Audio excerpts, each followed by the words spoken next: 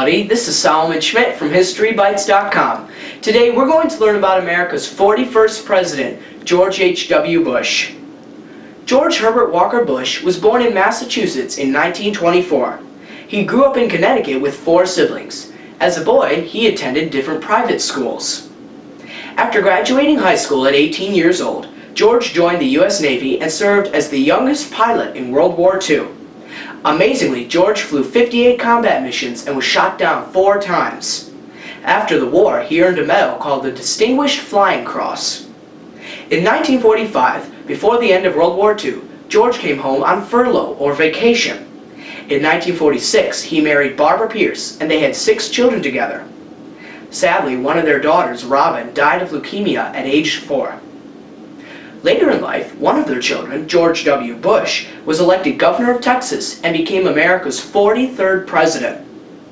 Also, their son Jeb became the governor of Florida. He ran for president in 2016, but lost the Republican nomination. After World War II, George attended Yale University. After graduating, he became an oil businessman and became very wealthy. In 1966, Mr. Bush was elected into the U.S. House of Representatives, but only after he lost a race to become a U.S. Senator. A few years later, President Richard Nixon asked Mr. Bush to be an ambassador to the United Nations, or UN.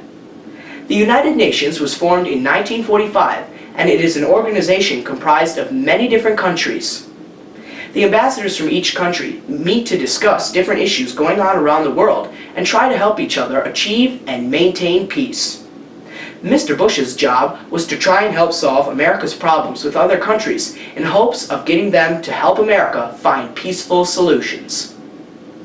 In 1976, Mr. Bush became the director for the Central Intelligence Agency, or the CIA. The CIA is a federal government agency responsible for providing national security for America. They gather secret information from around the world and then provide the information to the President and his cabinet to help them best determine how to protect America from enemy attacks. In 1980, Mr. Bush ran for president as a Republican, but lost the nomination to Ronald Reagan. While Mr. Reagan was campaigning, he asked Mr. Bush to be his vice presidential candidate. Mr. Bush accepted, Mr. Reagan won the election, and they served 2 consecutive terms together.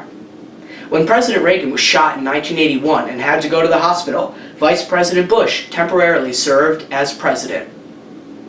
In 1989, after President Reagan's 2 terms ended, Mr. Bush ran for president and won in a landslide victory.